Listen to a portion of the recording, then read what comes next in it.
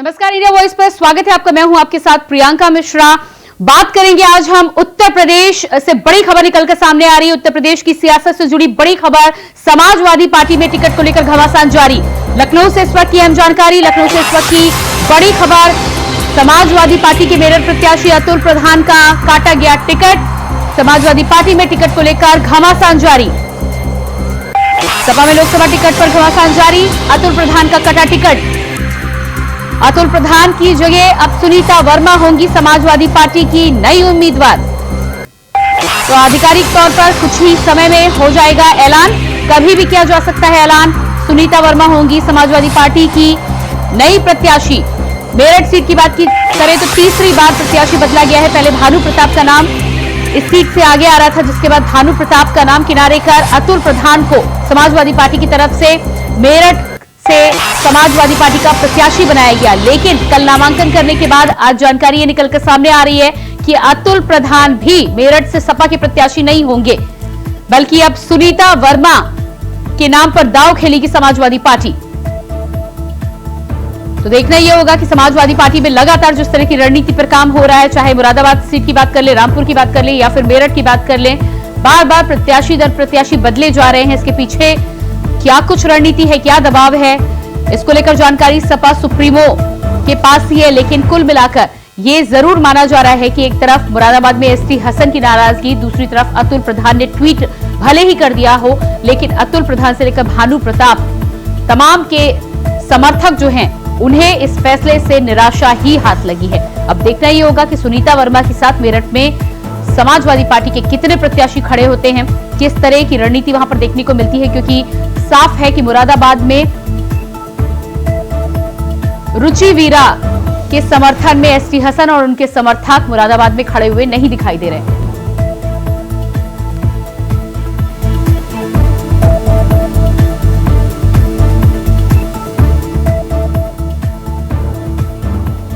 और इसी बीच लखनऊ से बड़ी खबर सामने आ रही है। लखनऊ से बड़ी खबर, जयंत चौधरी का इशारों में निशाना। जयंत चौधरी का इशारों में निशाना। कहा विपक्ष में किस्मत वालों को मिलता है कुछ घंटों के लिए टिकट, जिनका टिकट नहीं कटा उनका नसीब। तो जयंत चौधरी ने इशारों में समाजवादी पार्टी पर निशाना साध दिया है। जयंत चौधरी ने इशारों में साधा निशाना। कहा विपक्ष में कुछ घंटों के लिए मिलता है टिकट, जिनका टिकट नहीं कटा उनका नसीब। यानी कि साफ तौर पर समाजवादी पार्टी के घटनाक्रमों को देखते हुए जयंत चौधरी ने यहां पर कटाक्ष किया है। और ये ट्वीट जयंत चौधरी का सामने आया है, विपक्ष में किस्मत वालों को मिलता है कुछ घंटों के लिए लोकसभा प्रत्याशी का टिकट, और जिनका टिकट नहीं कटा उनका नसीब। तो साफ तौर पर ये कटाक्ष किया जा रहा है समाजवादी पार्टी पर। सीधे तौर पर समाजवादी पार्टी और इंडिया गठबंधन से अलग होने के बाद जयंत चौधरी पहली बार निशाना साधते हुए नजर आए हैं समाजवादी पार्टी और सपा सुप्रीमो पर। सीधे तौर पर यहां पर यह निशाना साधने की कोशिश की जा रही है। जिस तरह से लगातार समाजवादी पार्टी में उत्तर प्रदेश में लोकसभा टिकटों को लेकर, चाहे मुरादाबाद की बात करें, रामपुर की बात करें या फिर अब मेरठ की बात करें, 2 से 3 बार प्रत्याशी बदले जा चुके हैं। ऐसे में अब ये निशाना साधने की कोशिश की है जयंत चौधरी ने। सियासी गलियारों में लगातार इस तरह की हलचल भी देखी जा रही है। समाजवादी पार्टी के अंदर भी लगातार समर्थकों के बीच में फूट पड़ती हुई दिखाई दे रही है, जिस तरह से प्रत्याशी दर प्रत्याशी बार बार लोकसभा सीटों पर समाजवादी पार्टी के द्वारा बदले जा रहे हैं। तो मेरठ सीट की फिलहाल हम बात कर रहे हैं। ताजा घटनाक्रम समाजवादी पार्टी में मेरठ सीट को लेकर है। सियासी घमासान जारी है, तीसरी बार उम्मीदवार बदला गया। और इसी खबर पर हमारे साथ लखनऊ से संवाददाता आसिफ बेग लाइव जुड़ चुके हैं। जी मोहम्मद आसिफ, जिस तरह से मेरठ सीट की अब बात करें तो समाजवादी पार्टी में सीट को लेकर सियासी घमासान लगातार जारी है। पहले भानु प्रताप, फिर अतुल प्रधान और अब सुनीता वर्मा।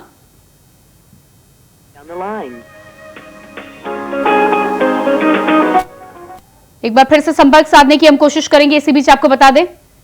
और मेरठ से हमारे साथ संवाददाता शाहरुख सैफी जुड़ चुके हैं। जी शाहरुख, जिस तरह से मेरठ सीट को लेकर लगातार घमासान जारी है, जनता को भी ये घटनाक्रम बार बार देखने को मिल रहा है समाजवादी पार्टी के प्रत्याशियों को लेकर, क्या लग रहा है, कितना कंफ्यूजन है बार बार प्रत्याशियों के बदलने से? 2024 लोकसभा चुनाव के बिगुल बजते ही प्रत्याशी बदलने का फेर समाजवादी पार्टी में जारी है।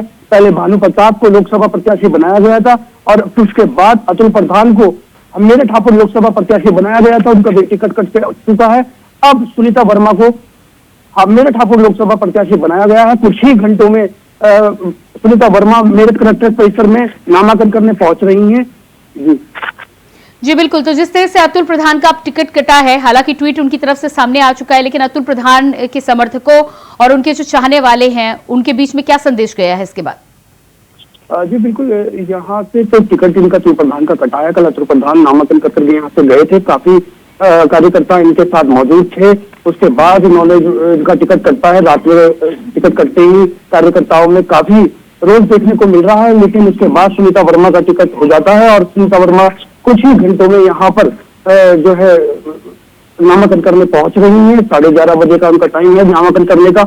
आज नामांकन करने का लास्ट डे है और उसके बाद जब देखा जा सकता है कि आप किस तरीके से जयंत चौधरी ने अभी ट्वीट किया है, ट्वीट करके कहा है कि समाजवादी पार्टी कुछ ही घंटों के लिए प्रत्याशी बना रही है। ये नतीजा है उनका, क्योंकि कुछ घंटों के लिए प्रत्याशी बन रहे हैं। जी बिल्कुल, शाहरुख आप बने रहिएगा हमारे साथ। लखनऊ से संवाददाता मोहम्मद आसिफ बेग भी जुड़ चुके हैं। जी मोहम्मद आसिफ, जिस तरह से समाजवादी पार्टी में टिकटों को लेकर लगातार सियासी घमासान जारी है, तीसरी बार टिकट बदला गया है और अब माना जा रहा है कि आधिकारिक तौर पर सुनीता वर्मा के नाम का ऐलान किया जा सकता है, लेकिन इसी बीच जयंत चौधरी भी एक तरह से चुटकी लेते हुए और निशाना साधते हुए समाजवादी पार्टी पर नजर आए हैं। जी बिल्कुल प्रियंका, बता दूं कि जिस तरह से समाजवादी पार्टी में टिकटों को लेकर, प्रत्याशियों के चयन को लेकर कंफ्यूजन ही कंफ्यूजन चल रहा है, ऐसे में अब अगर बात करें मेरठ सीट पर, तो मेरठ सीट पर तीसरी बार मतलब तीसरा प्रत्याशी चुनाव मैदान में उतर रहा है। सुनीता वर्मा को सिंबल भी मिल चुका है और वह नामांकन भी करेंगी, ऐसा सूत्रों का बड़ा दावा है और यह कन्फर्म है कि सुनीता वर्मा ही मेरठ से चुनाव लड़ेंगी और बीजेपी के अरुण गोविल को टक्कर देंगी। लेकिन जिस तरह से अब समाजवादी पार्टी अपने टिकट को लेकर, प्रत्याशियों को चयन को लेकर पूरी तरह से घिर रही है, अपने ही कार्यकर्ताओं नेताओं से जिस तरह सपा प्रमुख पंगा ले रहे हैं, इसका खामियाजा भी भुगतना पड़ सकता है। वहीं अब विपक्षी दल यह भी लगातार तंज भी कस रहा है। जयंत चौधरी ने भी तंज कसा है कि घंटे भर के लिए प्रत्याशी चुना जाता है समाजवादी पार्टी का। तो जिस तरह से अब सियासी हलचल मची हुई है टिकट काटने को लेकर, इसका जिस तरह से दुष्प्रभाव भी देखने को मिल सकता है, क्योंकि जिसका टिकट कटा है वह और उसका समर्थक तन मन धन से पार्टी प्रत्याशी को जिताने के लिए नहीं जुटेंगे।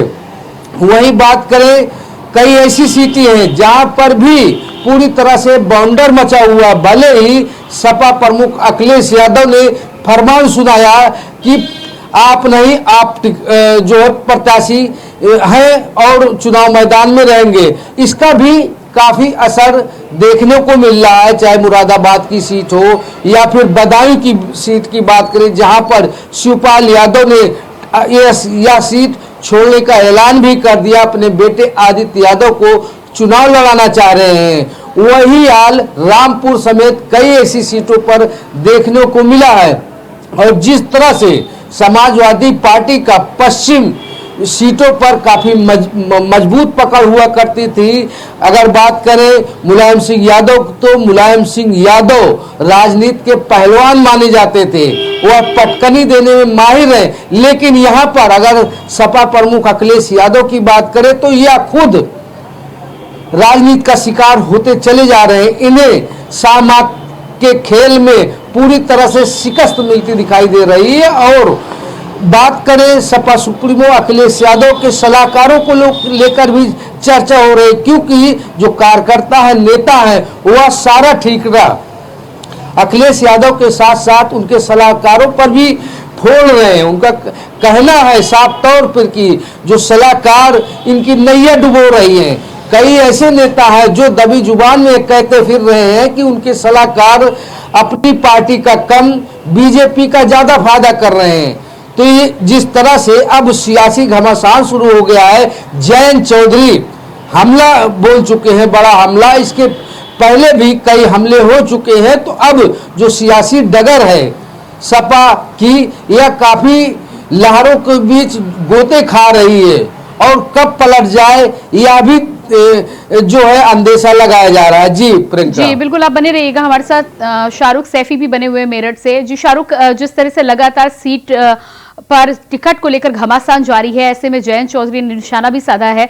अतुल प्रधान की अगर बात करें तो अतुल प्रधान ने अपने ट्वीट के जरिए इस बात को स्वीकार भले ही कर लिया हो, लेकिन माना यह भी जा रहा है, अंदर खाने से खबरें ये भी निकलकर सामने आ रही हैं कि आगे आने वाले समय में कोई भी दाव, अगला कोई भी कदम निकलकर सामने आ सकता है। विधायकी से इस्तीफे को लेकर भी बातें सामने आ रही थी सूत्रों के हवाले से, और साथ ही साथ सवाल एक ये भी बनता है कि जिस तरह से जयंत चौधरी ने नया ठिकाना तलाशा है, क्या अतुल प्रधान भी उसी राह पर आगे बढ़ सकते हैं?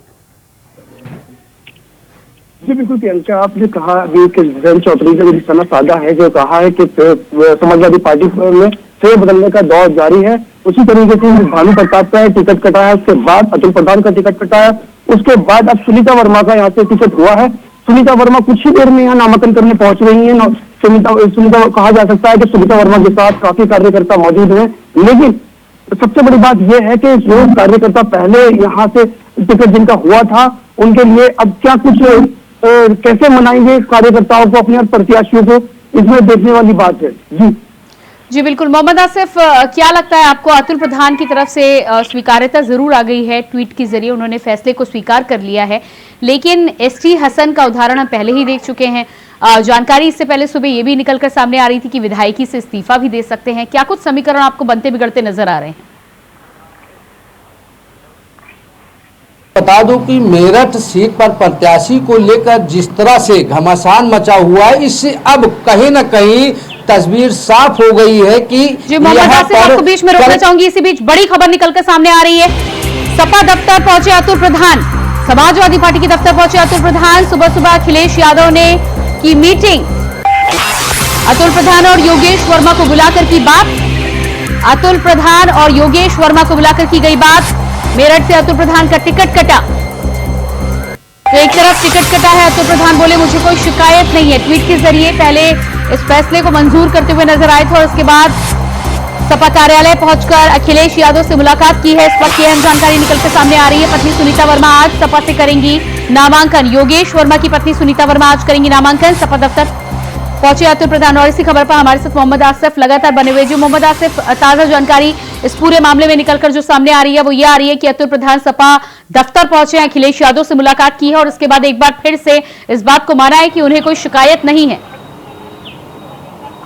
प्रियंका, जिस तरह से अतुल प्रधान का टिकट जो है काटा गया और इसके पहले भानु प्रताप जब प्रत्याशी घोषित किए गए थे, तो उसके बाद अतुल प्रधान काफी जद्दोजहद में जुटे थे। टिकट पाने के लिए लगातार चक्कर लगा रहे थे, समर्थकों से भीड़ इकट्ठा कर रहे थे समाजवादी पार्टी कार्यालय पर। तो जिस तरह से यह कला कई दिनों से चल रही है और अखिलेश यादव ने मेरठ सीट को लेकर कई बार मंथन किया, कार्यकर्ताओं को बुलाया, पदाधिकारियों को बुलाया और इसके बाद अतुल प्रधान को चुनाव मैदान में उतारने का फैसला लिया। लेकिन इसके ठीक बाद ही अतुल प्रधान का टिकट काटकर योगेश वर्मा की पत्नी यानी सुनीता वर्मा को टिकट दे दिया गया है। उनको सुबह ही सिंबल दे दिया गया था। अखिलेश यादव ने सुनीता वर्मा को बुलाया भी था और उनकी पत्नी सुनीता वर्मा नामांकन के लिए निकल भी पड़ी है। और बात करें यहाँ योगेश वर्मा और अतुल प्रधान के मीटिंग की, तो यहाँ भी कहीं न कहीं जो कला है उस पर पर्दा डालने के लिए सपा प्रमुख अखिलेश यादव ने दोनों नेताओं को बुलाया है। और जो अतुल प्रधान का ट्वीट आ रहा है, भले ही यह ट्वीट उन्होंने कर दिया है कि वह समाजवादी पार्टी के जो भी प्रत्याशी होगा उसका सम्मान करेंगे और उसको जिताने के लिए जो एड़ी चोटी का जोर लगाए। लेकिन जिस तरह से मुरादाबाद सीट पर एक बम फूटा, लेटर बम फूटा और उसके बाद कहीं न कहीं मुरादाबाद सीट पर जो कला चल रही थी कई दिनों से वह जगजाहिर हो गई और यहाँ भी माना जा रहा है। जी मोहम्मद आसिफ, इस जानकारी के लिए बहुत शुक्रिया। शाहरुख, आपका भी बहुत बहुत शुक्रिया जुड़ने के लिए। और इसी बीच अहम जानकारी निकलकर सामने आ रही है, बड़ी खबर कांग्रेस के गलियारों से निकलकर सामने आ रही है। उत्तर प्रदेश की सियासत में लगातार घमासान जारी और ऐसे में कांग्रेस नेता रणदीप सुरजेवाला ने दिया बेतुका बयान। हेमा मालिनी पर दिया विवादित बयान। हेमा मालिनी पर कांग्रेस के रणजीत सुरजेवाला का बेतुका बयान सामने आया है। सभा को कर रहे थे संबोधित, ऐसे में भाषण के दौरान की अभद्र टिप्पणी। तो बीजेपी की उम्मीदवार, लोकसभा उम्मीदवार हेमा मालिनी पर रणदीप सुरजेवाला की अभद्र टिप्पणी निकलकर सामने आई है, विवादित बयान निकलकर सामने आया है, जिसको लेकर लगातार अब आरोप प्रत्यारोप का दौर भी शुरू होगा। भारतीय जनता पार्टी के खेमे से नाराजगी निकलकर सामने आ रही है, ऐतराज जताया जा रहा है। भाषण के दौरान की अभद्र टिप्पणी, कांग्रेस नेता रणदीप सुरजेवाला ने दिया विवादित बयान। बीजेपी की मथुरा लोकसभा प्रत्याशी हेमा मालिनी के खिलाफ दिया विवादित बयान, की अभद्र टिप्पणी। जनसभा को कर रहे थे संबोधित, ऐसे में बिगड़े बोल और हेमा मालिनी को लेकर कर गए अभद्र टिप्पणी।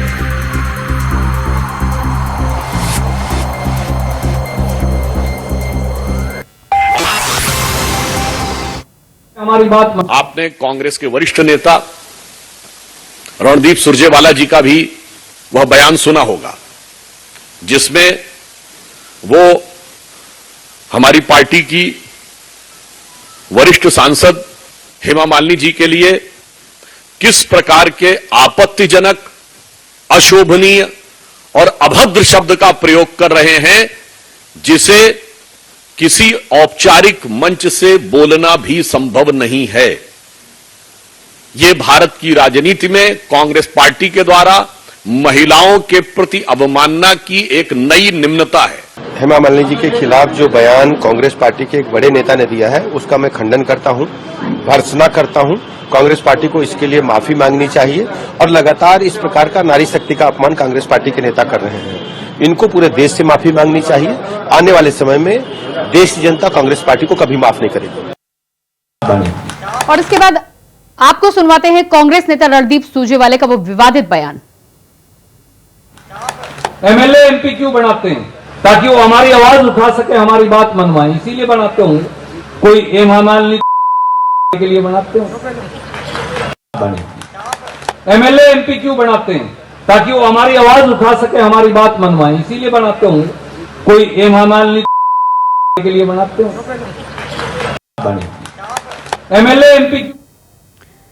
तो ये आपने सुना कि किस तरह से हेमा मालिनी पर विवादित टिप्पणी यहां पर की गई है। कांग्रेस नेता रणदीप सुरजेवाला के द्वारा साफ तौर पर हेमा मालिनी पर निशाना साधते हुए नजर आए हैं। 2 बार भारतीय जनता पार्टी की तरफ से मथुरा सांसद हैं हेमा मालिनी। ऐसे में हेमा मालिनी के क्षेत्र में कामकाज के इतर हेमा मालिनी को लेकर खास तौर से हेमा मालिनी पर व्यक्तिगत टिप्पणी करने का काम यहां पर, विवादित टिप्पणी करने का काम यहां पर कांग्रेस नेता रणदीप सुरजेवाला के द्वारा किया गया और इसको लेकर भारतीय जनता पार्टी के नेताओं के द्वारा बयान निकलकर सामने आ रहे हैं। साफ तौर पर उनका कहना है कि महिला शक्ति का इस तरह का अपमान भारतीय जनता पार्टी और उनकी पार्टी में कोई भी कार्यकर्ता बर्दाश्त नहीं करेगा। लगातार यूपी के डिप्टी सीएम ब्रजेश पाठक ने भी इस बयान की भर्त्सना की है। साफ तौर पर उनका कहना है कि इस तरह का विवादित बयान, इस तरह की टिप्पणी साफ बताती है कि कांग्रेस का चरित्र क्या है, महिलाओं को लेकर कांग्रेस में कितनी संजीदगी और कितनी संवेदना बाकी है।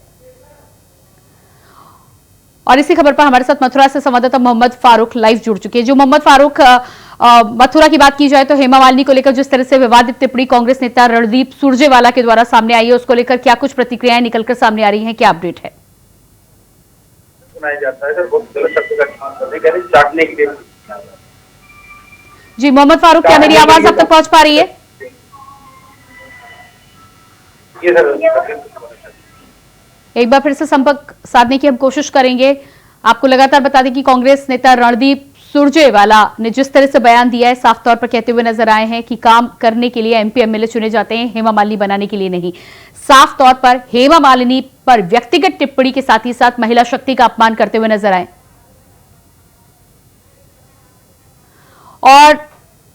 और इसी खबर पर हमारे साथ विनोद शर्मा, राज्यसभा दिनेश शर्मा जी, राज्यसभा सांसद हमारे साथ भारतीय जनता पार्टी से जुड़ चुके हैं। जो दिनेश जी, जिस तरह से हेमा मालिनी पर अभद्र टिप्पणी कांग्रेस नेता रणदीप सुरजेवाला के द्वारा की गई, उस पर क्या प्रतिक्रिया है आपकी? देखिए, रणदीप सिंह सुरजेवाला राहुल गांधी जी के अनन्य भक्त हैं और राहुल गांधी जी की मानसिकता नारी शक्ति के विरोध में है। और उन्होंने अभी भी 3-4 बार ऐसे बयान दिए थे जिससे संपूर्ण नारी जगत का, नारी शक्ति का अपमान होता था। आज सुरजेवाला उनसे भी ज्यादा गिर गए और उन्होंने इतना निम्न स्तर का बयान आदरणीय हेमा मालिनी जी के प्रति दिया है। मुझे लगता है कि उनको उनके बारे में पता नहीं है। वो जाकर देखें कि एक अभिनेत्री होकर भी किस प्रकार से जनसेवा कर सकती हैं। जी आज मथुरा में उन्होंने एक मॉडल प्रस्तुत किया है विकास का, और आज उन्होंने अपनी गरिमा एक बहन और एक माँ के समान प्रतिरूप में उन्होंने मथुरा निवासियों के लिए प्रस्तुत किया है। और उनके प्रति इस प्रकार की बातें कहना, मैं समझता हूं कि रणजीत सिंह सुरजेवाला अराजकता तो करते थे, लेकिन इतने अराजक शब्दों का प्रयोग करेंगे ऐसी उम्मीद उनसे नहीं थी। जी बिल्कुल। चुनावी प्रचार के दौरान दिनेश जी जिस तरह कार्रवाई करना चाहिए। जी दिनेश जी, जिस तरह से चुनावी प्रचार के दौरान पहले शक्ति और अब महिला शक्ति, क्या लग रहा है आपको कि कांग्रेस किस दिशा में आगे बढ़ रही है और इसका किस तरह से एनडीए और भारतीय जनता पार्टी विरोध करेगी? नहीं, ये लोग देवी देवताओं को तो नहीं मानते थे। पहली बात, राम जी है नहीं, अस्तित्व नहीं है, ऐसा बोलते रहे। फिर बाद में माँ शक्ति दुर्गा के बारे में, माँ देवी देवताओं के बारे में शब्द बोलने लगे, और अब ये नारी शक्ति को भी कलंकित करने का सपना देख रहे हैं। मैं समझता हूं कि इस अपमान का बदला इस मतदान में, वोट में कन्वर्ट करके जनता लेगी, और खासतौर से महिला वर्ग लेगा। जी बिल्कुल। तो राजनीतिक बयान तो आ रहे हैं, आपने खंडन कर दिया इस बात को लेकर, लेकिन इस तरह के बयान आने के बाद क्या मानहानि को लेकर भी आगे कुछ बात पार्टी की तरफ से या हेमा मालिनी की तरफ से आ सकती है? नहीं, अब जब मानहानि करेंगे बहुत सी जगह पर तो कोर्ट 100 संज्ञान भी ले लेता है। अब मैं समझता हूं कि इसको जनता की अदालत में ये तो पहले जा ही रहा है, और बाद में कोई अगर करता है तो ये बहुत सारी संस्थाएं हैं जो नारी शक्ति के लिए चलती हैं। क्या लग रहा है आपको कि एक तरफ लोकसभा चुनाव बेहद नजदीक हैं, प्रचार प्रसार की शुरुआत हो चुकी है, और ऐसे में इस तरह के बयान क्या भारतीय जनता पार्टी के लिए फायदे का काम करेंगे और कांग्रेस के लिए नुकसान हो सकता है? ये हार के पहले की भड़ास है। ये प्रत्याशित रूप में हार बिना इनको प्रत्याशी मिल रहे हैं, न ही इनको समर्थक मिल रहे हैं।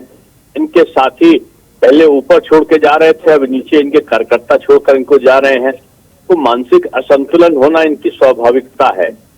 और मैं लगता है कि इनके जल्दी ही आप देखेंगे कि अभी तो कई इनके प्रत्याशी छोड़ रहे हैं साथ, और थोड़े दिन में जब परिणाम आएगा तो मैं समझता हूँ कांग्रेस अपने अस्तित्व के लिए संघर्ष कर रही होगी। जी दिनेश जी, चलते चलते लोकसभा से पहले क्या संदेश देना चाहेंगी जनता को? नहीं, इस समय तो मैं महाराष्ट्र में हूँ, 48 सीटें हैं यहाँ की, मैं यहाँ का प्रभारी हूँ जी। और मैंने जिस प्रकार से मोदी लहर देखी है, मोदी मैजिक देखा है, और निश्चित रूप में खासतौर से नारी शक्ति का आकर्षण आज बीजेपी के नारी सम्मान के प्रति यहाँ पर दिखा है। मैं समझता हूँ कांग्रेस को आंख खोल लेनी चाहिए और नारी के अपमान से बचना चाहिए। जी बहुत बहुत धन्यवाद इंडिया वॉइस से बातचीत करने के लिए दिनेश जी। तो यह बात कर रहे थे भारतीय जनता पार्टी से राज्यसभा सांसद दिनेश शर्मा जी से। लगातार इस बयान को लेकर रणदीप सुरजेवाला और कांग्रेस को लेकर उन्होंने आपत्ति जताई है, भर्त्सना की है।